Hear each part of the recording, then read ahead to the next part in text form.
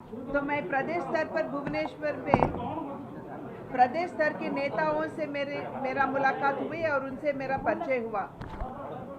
तो हम यही चाहते थे कि हम नीचे जिला स्तर तक आए और नीचे हमारे जो नेता लोग हैं उनसे मिले, उनके भावनाओं को समझे और यहाँ पार्टी की जो स्थिति है वो भी हम समझकर हम आगे जाएं। इसी दृष्टि से आज मैं यहाँ हूँ बहरमपुर से और मैं गौरव महसूस करती हूँ यहाँ आने पर, क्योंकि मेरे जो स्वर्गीय पिताजी श्री एन.टी. रामाराव जी थे, उनका लगाव जो साउथ उड़ीसा से था, उसकी नज़रिया से मुझे यहाँ आना मैं बहुत गौरव महसूस करती हूँ। बहुत सारे तेलुगु लोगों से भी मिलना हुआ, उनसे भी बातचीत करना हुई।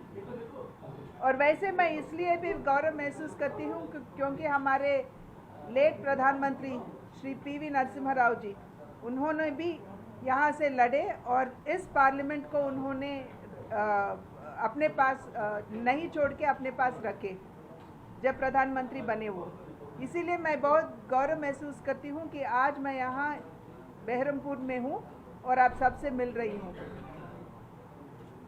भारतीय जनता पार्टी को हम मानते हैं कि सभी राजनीतिक दलों से अलग है।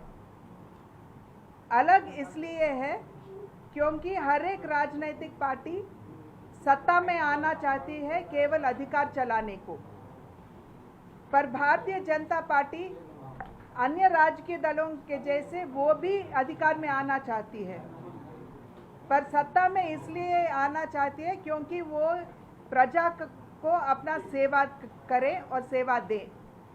इसीलिए हम मानते हैं और हम विश्वास भी करते हैं कि भारतीय जनता पार्टी अन्य राजनीतिक दलों से अलग है। भारतीय जनता पार्टी के मूल सिद्धांत जो है अंत्योदय, उससे स्फूर्ति लेते हुए हमारे प्रधानमंत्री श्री नरेंद्र मोदी जी पिछले 6 सालों में जो भी योजनाएं उन्होंने आगे लेके आए, हर एक योजना समाज में गरीब को, पिछड़े हुए लोगों को, दबके हुए लोगों को, उनके हित में ही हर एक योजना उन्होंने सोच के आगे लेके आए। और हम गर्व के साथ कह सकते हैं कि आज अगर भारतीय जनता पार्टी के प्रति सभी के मन में श्रद्धा और गौरव बढ़ रही है, सभी अगर आज भारतीय जनता पार्टी की ओर देख रहे हैं, वो इसलिए है क्योंकि हम पारदर्शक पूर्व शासन हम देश को दे पाए हैं और हम दृढ़ता से निर्णय लेने वाले शासन भी हम देश को दे सके हैं। इसलिए लोग मानते हैं कि भारतीय जनता पार्टी अच्छी पार्टी है, अलग सी पार्टी है। इसलिए हमको अपने आशीर्वाद देते हुए हमको लगातार 2014 में और फिर 2019 में हमको सत्ता में लेके आए। पर यहाँ के जो उड़ीसा प्रदेश में यहाँ की जो स्थिति है, उस पर अगर हम एक बार नज़र डालेंगे तो प्रगति की नाम है ही नहीं उड़ीसा में, ये दावे के साथ हम कह सकते हैं। यहाँ के लोगों के मन में ये आक्रोश है कि उन्होंने जिस विश्वास से बीजेडी को अपना वोट देके सत्ता में लेके आए, उस विश्वास तोड़ गया है, टूट गया है और जो प्रगति का प्रॉमिस उनको दिया गया, वादा उनको दिया गया था, वो वादा भी अब तक निभाया नहीं गया, ये लोग समझते हैं। जैसे मेरा दौरे के समय में हर एक ज़िले में जब मैं जा रही थी, वहाँ के लोगों से मेरी पूछताछ हो रही थी और बातचीत हो रही थी। वो लोग यही कहते आए कि जो बेसिक एमिनिटीज़ उनको चाहिए वो नहीं मिल पा रहे हैं।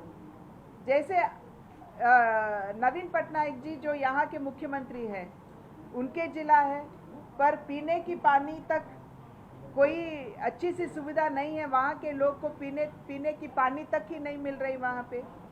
और उनकी खुद की कॉन्स्टिट्यूंसी जो है हिंजली,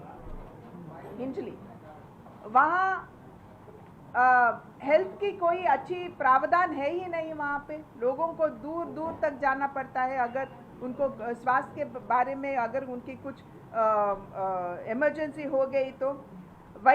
वैसे ही भंजनगर से मेरा आना हुआ और वहाँ का जो मंत्री है आरूप जी, वहाँ जो प्रधानमंत्री आवास योजना है केवल अपने पार्टी वालों को देते हुए जो असली लाभदारी है उनको नहीं दे रहे हैं, ये वहाँ लोगों का कहना है।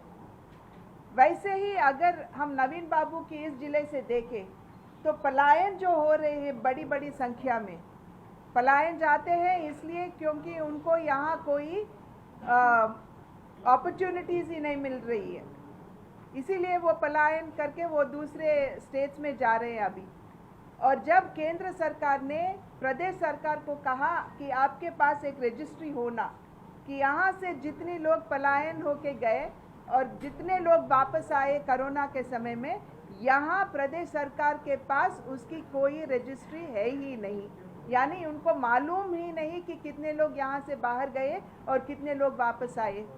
जब वापस आए तो उनको जो सुविधा मिलनी थी, जैसे खाने का राशन मिलना था, वो उन लोगों को नहीं मिली।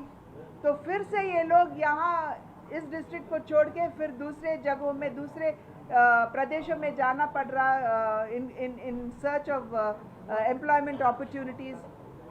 तो इससे हमें पता चलता है कि कैसा शासन अब प्रदेश में है।